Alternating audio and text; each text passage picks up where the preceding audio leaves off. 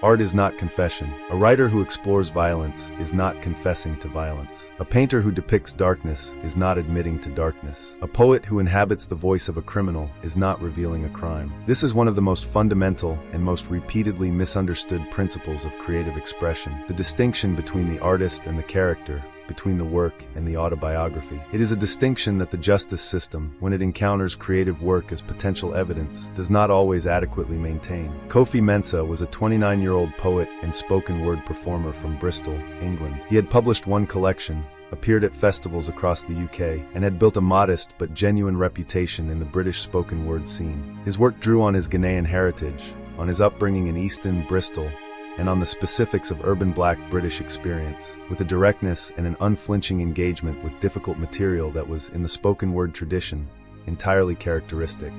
In 2016, a robbery occurred in Bristol. The victim was a jewelry shop owner in Clifton. The robber was masked and never clearly identified. But 2 months after the robbery, a detective reviewing local social media found a spoken word video that Kofi had posted 3 years earlier, in 2013. The poem described, in the first person, a masked robbery of a jewelry shop. The detective saw the poem. The detective saw the robbery. The detective saw a man who had described, in specific detail, doing exactly what had been done to the jewelry shop 3 years before it happened. What the detective did not adequately account for was that Kofi Mensah had written the poem as a work of fiction, that the spoken word tradition regularly involves the performance of voices that are not the performer's own, that a poet writing about crime is not more likely to have committed it than a crime novelist is likely to have committed their protagonist's crimes. Kofi was convicted in 2017. He served 14 months. He was freed when a literature professor and a cultural historian made arguments to the Court of Appeal that the justice system had not been equipped to hear at trial. And he wrote about it. Of course he wrote about it. Kofi Mensah had grown up in Easton, Bristol, the son of Ghanaian parents who had come to England in the 1990s. His father was a bus driver. His mother worked in a care home. They were people who worked hard and expected their children to work harder, not as a punishment, but as the specific ambition of parents who understood what work could build. Kofi had discovered spoken word at 18 through a community arts program in Easton. He had found in the form something that matched his mind: the directness, the oral tradition, the way a good poem could carry the weight of something complex and make it immediate and human. He had thrown himself into it. He had performed at open mic nights, at community events, at festivals. He had published a first collection in 2015, funded by an Arts Council England grant that had been reviewed well in literary and cultural publications. His work was, by the assessment of his peers and critics, unflinching. He wrote about the specifics of Black British urban life, about policing, about economic exclusion, about the specific texture of growing up in Easton in the 2000s. He wrote in voices that were not always his own. He inhabited characters: a gang member, a police officer, a landlord, a shoplifter, with the clarity of someone who had been told to write what he knew and had decided that what he knew included the full spectrum of the world around him, not only the parts he had personally experienced. The poem at the center of his prosecution was called The Jeweler's Night. It had been written in 2013, performed at 3 spoken word events in Bristol and London, posted to YouTube in March 2013, and included in his 2015 collection. It was a first-person narrative of a masked robbery of a jewelry shop, told in the voice of the robber, with specific physical details, emotional texture, and a moral ambiguity that was entirely characteristic of his work. He had written it after reading a newspaper report about a series of jewelry shop robberies in the Midlands. He had read the report and had felt, as writers sometimes do, the pull of the story inside the story, the interior experience of the person who had done this, which the newspaper report did not and could not tell.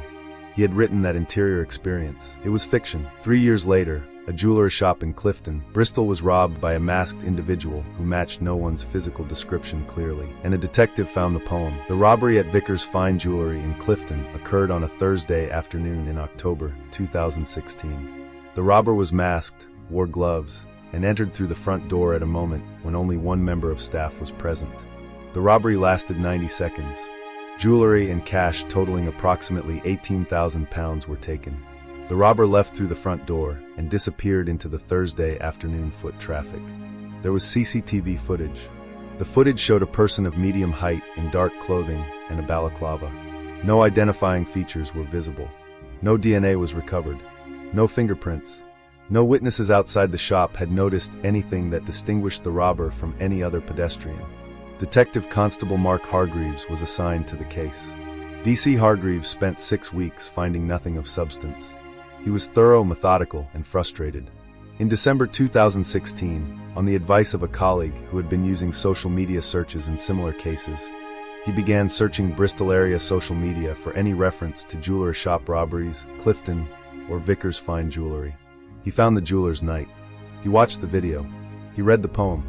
He noted the specific details, the balaclava, the single staff member, the rapid entry and exit, the gloved hands, the specific description of the shop interior that matched Vickers Fine Jewelry closely enough to give him pause. He ran Kofi Mensah's name. Kofi had one prior arrest, a public order offense from a protest in 2012, no conviction. He lived in Easton. He was within reasonable distance of Clifton. D.C. Hargreaves consulted his supervisor. The supervisor agreed the poem was worth looking at.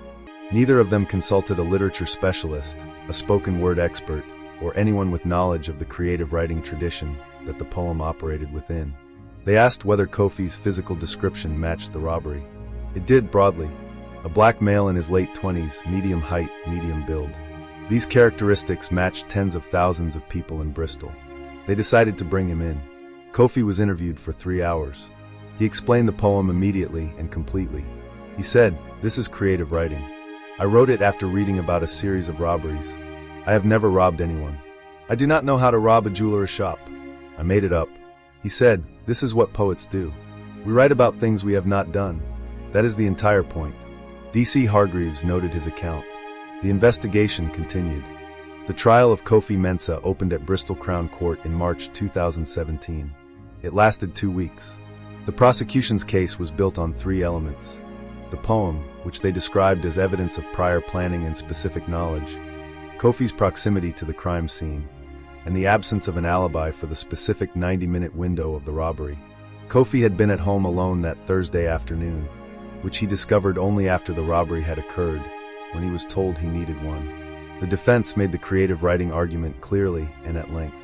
Kofi's attorney brought in a spoken word performer who testified about the tradition of persona poetry, of inhabiting characters who are not the writer. She brought in a literature teacher who explained the difference between first-person narrative voice and autobiographical confession. She pointed to the 2013 posting date, 3 years before the robbery, and argued that if the poem were evidence of planning, it was the longest premeditated robbery in the history of British crime. The prosecution's counterargument was more effective than it deserved to be. They said, the poem demonstrates specific knowledge of how such a robbery would be carried out. Whether it was written before or after the robbery, it demonstrates that Kofi Mensah had thought through this specific scenario in specific detail. The question of whether a fictional poem can indicate real criminal intent is one for the jury. They also made a point about the shop's interior details. The poem described specific elements of the shop's layout: the position of the display cases, the location of the back door, the position of the single staff member. These details matched Vickers Fine Jewelry closely. The prosecution argued that this level of specific accuracy could not be explained by a newspaper report about robberies in the Midlands, a report that had not mentioned Vickers Fine Jewelry, which had not been robbed in 2013. This was, in retrospect, the strongest point in the prosecution's case. The poem's interior details of the shop were accurate. Kofi's explanation was that he had visited Vickers Fine Jewelry as a customer before writing the poem. He bought a ring there in 2013 for his girlfriend, and had used those real memories to ground the fictional scenario. This was completely plausible and consistent with how writers work. The prosecution said it was equally consistent with a person who had researched his target. The jury deliberated for 5 days. They found Kofi Mensah guilty of robbery. He was sentenced to 3 years. He was 29 years old. He was a poet who had been convicted of a crime he described in a poem he had written 3 years before it occurred. Kofi Mensah entered HMP Bristol in April 2017. He was 29 years old. He had been a poet. He remained a poet. He wrote every day. He filled notebooks, which the prison permitted in the education wing, with work that was rawer and more immediate than anything in his published collection. Work that did not perform for an audience, but that he needed to write the way some people need to breathe. Work about the cell and the roster and the food and the specific particular way that institutional time moves, slowly and without shape. He also wrote at length, in letters to a woman named Dr. Sarah Osei, a lecturer in Black British literature at the University of the West of England in Bristol, who had reviewed his collection in a literary journal in 2015 and had, upon hearing of his conviction, been sufficiently outraged to write to him. She said in that first letter, "I have read your work. I know what the jeweler's night is. I am a literature specialist. I can explain, in terms that a court can hear, what persona poetry is and why a poet writing in the voice of a criminal is not a criminal. I would like to help." Kofi wrote back immediately. He said, "Please." Dr. Osei connected with Kofi's appeal solicitor. She also reached out to a colleague, Professor James Wright at the University of Bristol, a cultural historian who specialized in the relationship between creative expression and the legal system. Professor Wright had written academic papers on exactly this question, on how courts in the UK and US had historically struggled with creative work as potential evidence. The two academics spent 6 months building the literary and cultural case for the appeal. They were not arguing that Kofi was innocent on legal grounds, though they believed he was. They were arguing that the original trial had fundamentally misunderstood the nature of the evidence against him, that the poem had been admitted and interpreted without the specialist knowledge required to evaluate it correctly. Meanwhile, Kofi wrote. He wrote a poem called Evidence. It was about a poem being used as evidence. It was one of the finest things he had ever written. He knew it as he was writing it. The appeal was heard by the Court of Appeal in June 2018. Dr. Osei and Professor Wright were permitted to testify as expert witnesses. The first time, to anyone's knowledge, that academic, literary, and cultural historians had testified as experts in a British criminal appeal on the question of how creative work should be evaluated as evidence. Dr. Osei testified about persona poetry, about the long tradition, in oral and written literature, of inhabiting a narrative voice that is not the author's own. She cited examples from Chaucer to contemporary spoken word. She explained that the first-person voice in a poem is a character, not a confession. She said, "A juror reading The Jeweler's Night without understanding persona poetry is like a juror listening to an actor's performance of Macbeth and concluding that the actor has committed murder." The voice in the poem is not Kofi Mensah. Professor Wright testified about the specific vulnerability of spoken word and performance poetry to misreading by non-specialists. He said that spoken word, by its nature, the physical performance, the immediacy, the apparent directness, creates an impression of authenticity and personal disclosure that literary poetry on the page does not. He said that this impression is a feature of the form, not evidence of autobiography. He said that the courts had, on several occasions in the United States and twice previously in England, admitted creative work as evidence without adequate literary expertise, and that the results had been consistently unjust. The prosecution did not have a counter-expert. They had not anticipated that the appeal would turn on literary and cultural expertise, and had not engaged one. They relied on their original argument, the specific accuracy of the shop interior details. Professor Wright addressed this directly. He said, "Writers ground their fiction in specific observed reality. This is a documented and encouraged practice in creative writing." Kofi Mensah bought a ring at Vickers Fine Jewelry in 2013. He observed the shop. He used those observations to make his fictional account feel real. This is the craft of fiction. It does not imply that the fiction is fact. The Court of Appeal reserved judgment for 2 months. In August 2018, the court quashed the conviction. The court found that the original trial had admitted and interpreted creative evidence without the specialist expertise required to evaluate it, that the jury had not been given the tools to understand what persona poetry is and how it works, that the conviction was, as a result, unsafe. The CPS reviewed the case. They did not retry. There was no other evidence. Kofi Mensah had served 14 months.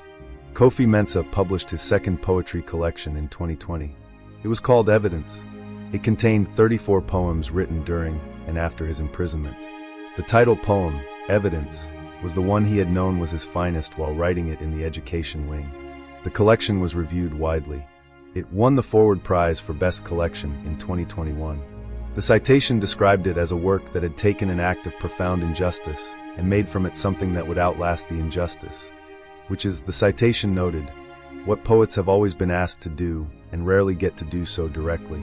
Kofi said, at the prize ceremony, something that has been quoted many times since. He said, "A poem is not a confession. A character is not an author. A fiction is not a fact. These are not difficult ideas. but they required a courtroom, an appeal, and 2 academics to say them with the authority the court would hear. I am grateful to those academics, and I am angry that their presence was necessary. He said, I will keep writing about things I have not done. I will write in voices that are not mine. I will continue the tradition that was almost used to imprison me for the rest of my life. Because that tradition matters. Because the imagination matters. Because art is not autobiography, and a poem is not a confession, and I need people to understand that before the next poet is arrested for something they wrote. Dr. Osei and Professor Wright have since co-authored an academic paper, widely cited in legal and literary journals, on the admissibility and evaluation of creative work as evidence in criminal proceedings. The paper argues for a mandatory expert consultation requirement before any creative work is admitted as evidence in a British court. The recommendation has not yet been adopted, but it is being discussed. The robbery at Vickers Fine Jewelry in Clifton has never been solved. The real robber has not been identified. Kofi's exoneration did not open a renewed investigation. The shop has since changed ownership. The case is cold. DC Mark Hargreaves was not disciplined for the investigation's failure to engage literary expertise before proceeding with the charge. His investigation followed procedures that did not require such expertise. This is, the subsequent academic paper noted, exactly the problem. Kofi Mensah received compensation from the British government for his 14 months of wrongful imprisonment. He did not comment publicly on the amount. He said that the amount was less relevant than the principle, that a poet had been imprisoned for a poem, and that the principle was what he wanted people to talk about. He is 37 years old. He lives in Bristol. He teaches spoken word workshops at a community arts center in Easton, the same area where he grew up, the same kind of community program that had introduced him to the form at 18. He tells his students at the beginning of every course, write about what you know, and write about what you don't know. Write about what frightens you and what you have never experienced and what you hope you never will. That is what imagination is for. That is what art is for. He tells them, someone may one day try to use your words against you. Someone may decide that what you imagined is what you did. If that happens, I want you to know that you were not the first. And I want you to have my number. Because I know people who know how to explain the difference between a poem and a confession. He says this every time. It is, he says, the most important thing he teaches. Art is not autobiography. A character is not an author. A poem is not a confession. He still writes The Jeweler's Night into his workshops, not as a lesson in what went wrong, as a lesson in what fiction can do when it is fully committed, when it takes a reader or a listener inside an experience and makes it real and present and immediate. He says, that is what the poem did. It worked. It was too good. He pauses. He says, I can live with that.